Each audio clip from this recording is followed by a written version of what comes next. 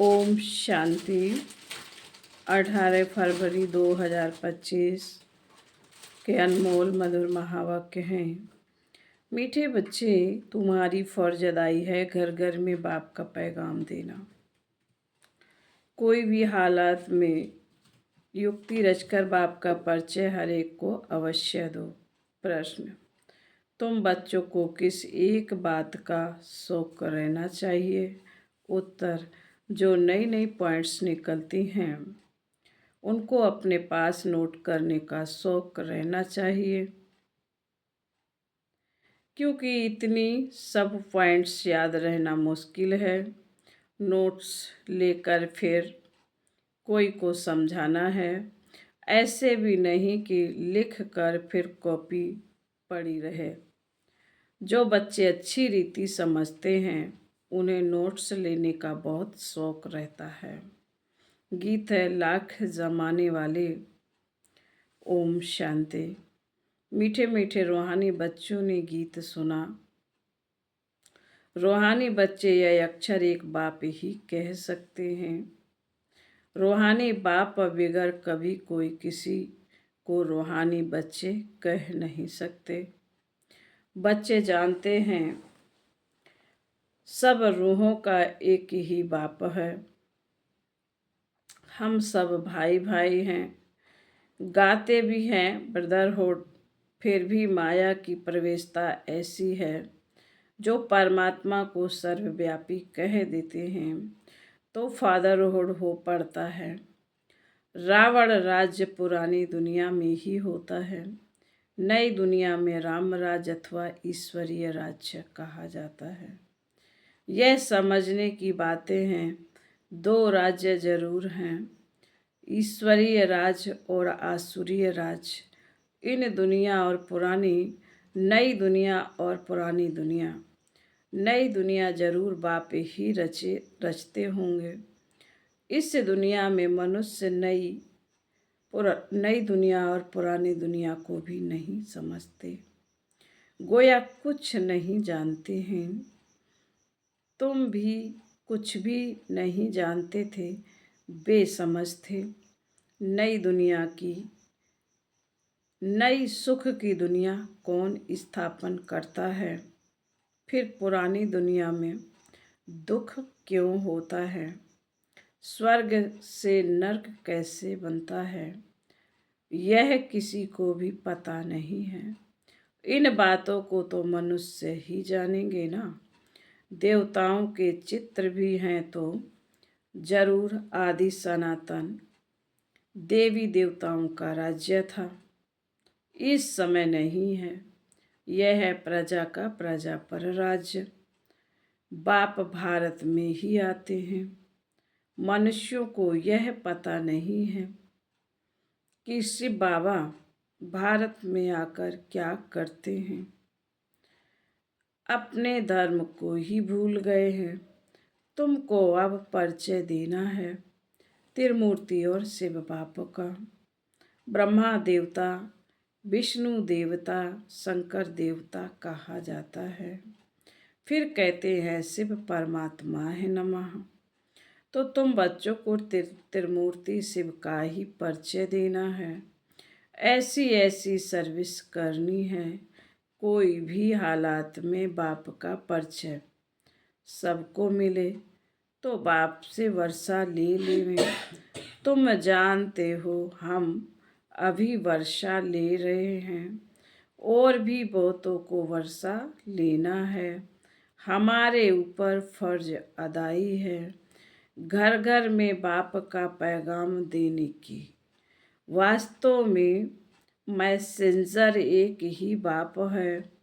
बाप अपना परिचय तुमको देते हैं, तुमको फिर औरों को बाप का परिचय देना है। बाप की नॉलेज देनी है। मुख्य है त्रिमूर्ति शिव। इनका ही कोट ऑफ आर्म्स भी बनाया है।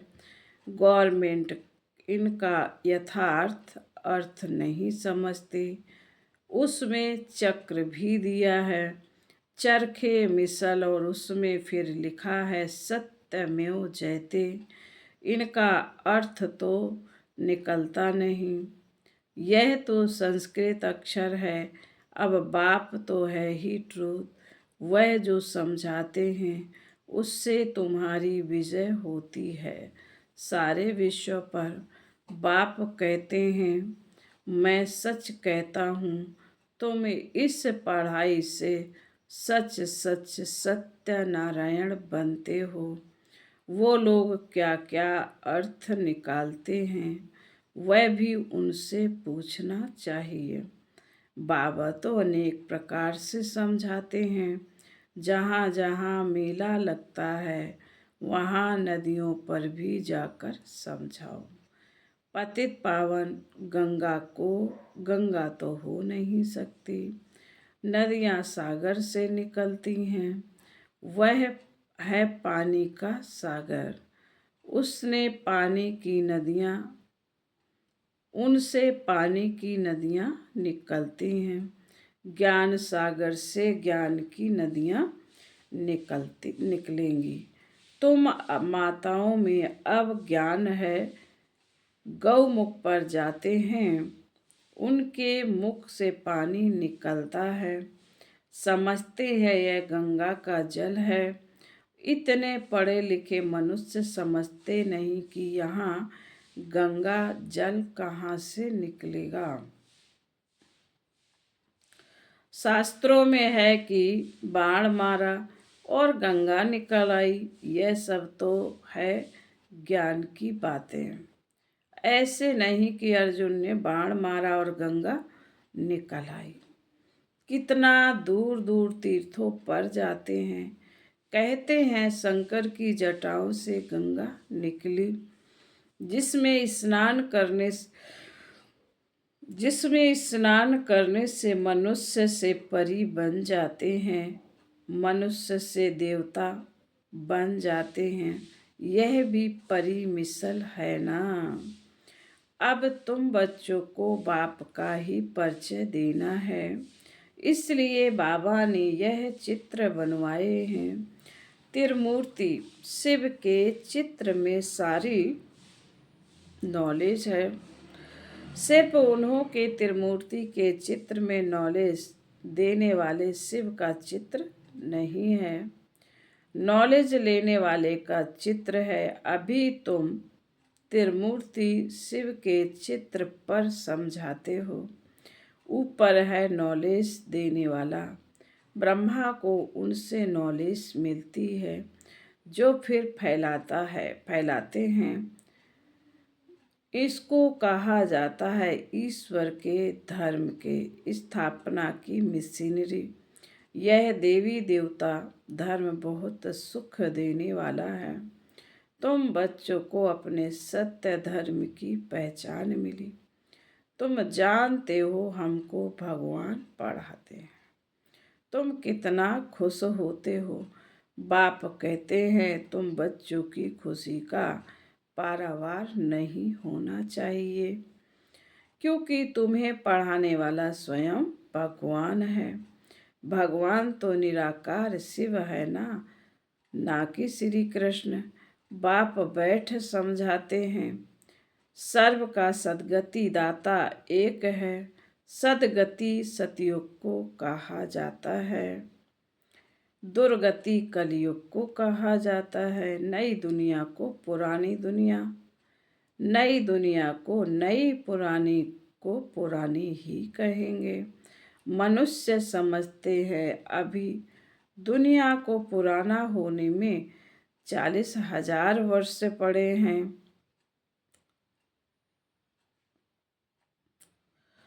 कितना मूझ पड़े हैं। सिवाय बाप के इन बातों को कोई समझा ना सके। बाबा कहते हैं मैं तुम बच्चों को राज्य भाग दे बाकी सबको घर ले जाता हूँ। जो मेरी मत पर चलते हैं वह देवता बन जाते हैं। इन बातों को तुम बच्चे ही जानते हो, नया कोई क्या समझेगा। तुम मालियों का कर्तव्य है बगीचा लगाकर तैयार करना। बागवान तो डायरेक्शन देते हैं। ऐसे नहीं बाबा कोई नैनो ऐसे नहीं बाबा कोई नयों से मिलकर ज्ञान देगा। यह काम मालियों का है। समझो बाबा कलकत्ते में जाए तो बच्चे समझेंगे हम अपने ऑफिसर्स को फलाने मित्र को बाबा के पास ले जाएं। बाबा कहेंगे वह तो समझेंगे कुछ भी नहीं। जैसे बुद्धू को जैसे बुद्धू को सामने ले आकर बिठाएंगे। इसलिए बाबा कहते हैं नए को कभी बाबा के सामने लेकर ना आओ। यह तो तुम मालियों का काम है ना ना कि बागवान का। माली का काम है बगीचे को लगाना। बाप तो डायरेक्शन देते हैं, ऐसे ऐसे करो बाबा। इसलिए बाबा कभी नए से मिलता नहीं। परंतु कहाँ मेहमान होकर घर में जाते हैं तो कहते हैं दर्शन करें। आप हमको क्यों नहीं मिलने देते हो। शंकराचार्य आदि पास कितने जाते हैं। आजकल शंकराचार्य का मर्तबा है, बड़ा मर्तबा है। पढ़े लिखे हैं फिर भी जन्म तो विकार से ही लेते हैं।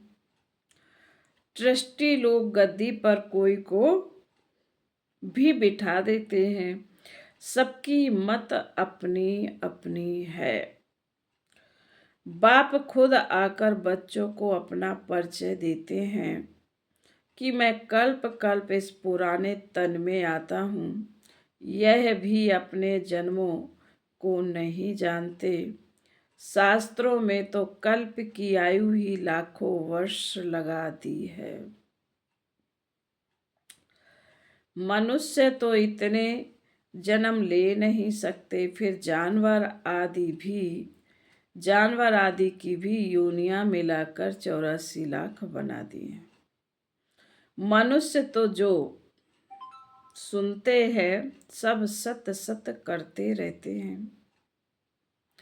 शास्त्रों में तो सब है भक्ति मार्ग की बातें।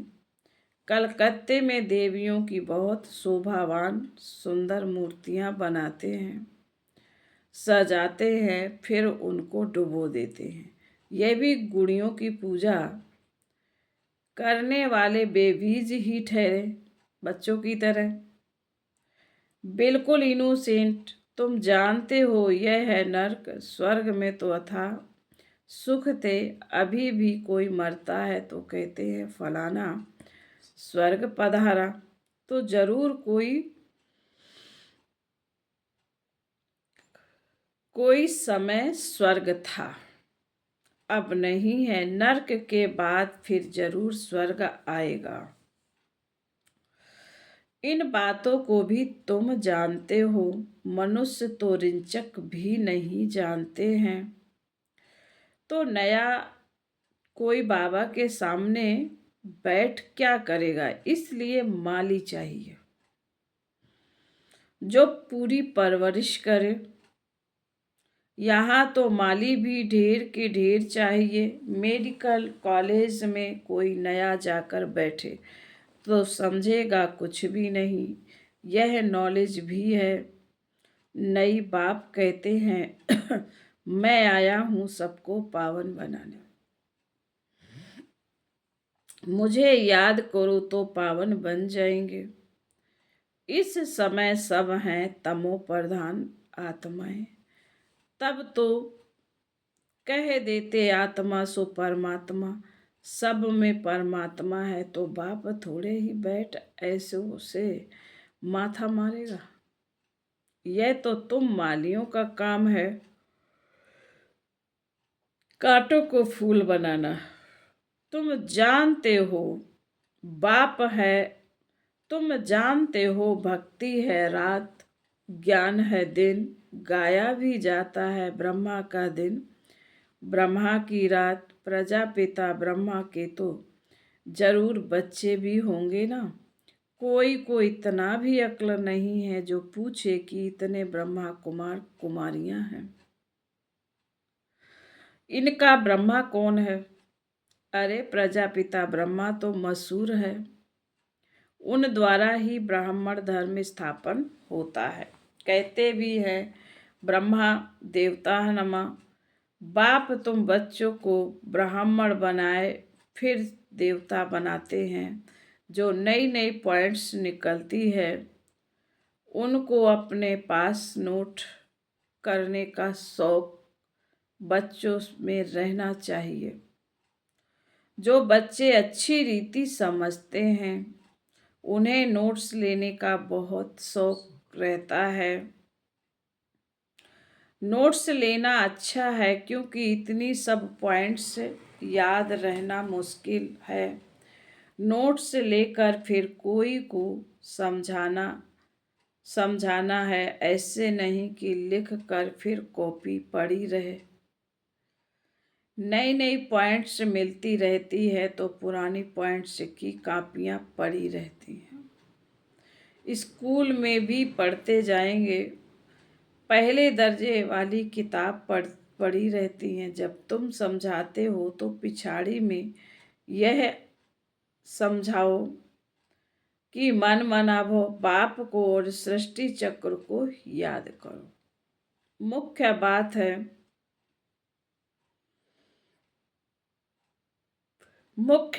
है माँ में कम याद करो। इसको ही योग अग्नि कहा जाता है। भगवान है ज्ञान का सागर, मनुष्य है शास्त्रों का सागर। बाप कोई शास्त्र नहीं सुनाते, वह भी शास्त्र सुनाए तो बाकी भगवान और मनुष्य में फर्क ही क्या रहा। बाप कहते इन भक्ति मार्ग के शास्त्रों का सार मैं तुमको समझाता हूँ। यह मुरली बजाने वाले सर्प को पकड़ते हैं तो उसके दांत निकाल देते हैं सांप के। बाप भी विष पिलाना तुमसे छुड़ा देते हैं। इसी विष से ही मनुष्य पतित बने हैं। बाप कहते हैं इनको छोड़ो, फिर भी छोड़ते नहीं हैं। बाप गोरा बनाते हैं फिर भी गिरकर काला मोह कर देते हैं। बाप आए हैं तुम बच्चों को ज्ञान चिता पर बिठाने। ज्ञान चिता पर बैठने से तुम विश्व के मालिक जगत जीत बन जाते हो।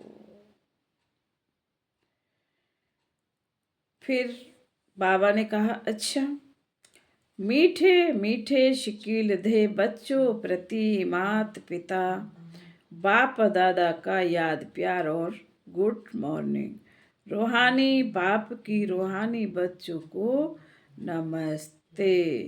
हम रूहानी बच्चों की रूहानी मात पिता बाप दादा को याद प्यार गुड मॉर्निंग और नमस्ते नमस्ते नमस्ते। ओम शांति। धारणा के लिए मुख्य सार है।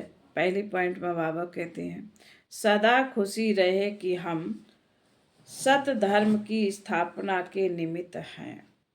स्वयं भगवान हमें पढ़ाते हैं। हमारा देवी देवता धर्म बहुत सुख देने वाला है। नंबर 2, माली बन कांटों को फूल बनाने की सेवा करनी है। पूरी परवरिश कर फिर बाप के सामने लाना है, मेहनत करनी है। वरदान, पुरानी देह और दुनिया को भूलने वाले बाप दादा के दिल तख्त नसीन भव।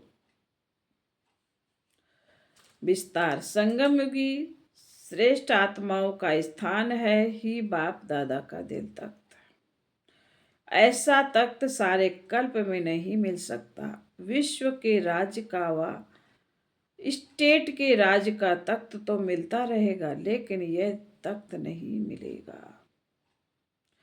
यह इतना विशाल तख्त है जो चलो फिरो खाओ सो, लेकिन सदा तख्त नशीन रह सकते हो। जो बच्चे सदा बाप दादा की दिल तख्त नशीन रहते हैं, वे इस पुरानी देह व देह की दुनिया से विस्मृति रहते हैं। इसे कहते हुए भी नहीं, इसे देखते हुए भी नहीं देखते। स्लोगन। हद के नाम मान शान के पीछे दौड़ लगाना। हद के नाम मान शान के पीछे दौड़ लगाना, अर्थात परछाई के पीछे पड़ना। आज के अव्यक्त इशारे हैं। जैसे कोई भी नई इन्वेशन अंडरग्राउंड जाने से कर सकते हैं, वैसे बाप भी जितना अंडरग्राउंड अर्थात अंतर्मुखी में रहेंगे, वैसे आप भी जितना अंडरग्राउंड अर्थात अंतर्मुखी रहेंगे, उतना नई नई इन्वेंशन व योजनाएं निकाल सकेंगे। अंडरग्राउंड रहने से एक तो वायुमंडल से बचाव हो जाएगा, दूसरा एकांत प्राप्ति होने के कारण मनन शक्ति भी बढ़ेगी, तीसरा कोई भी माया के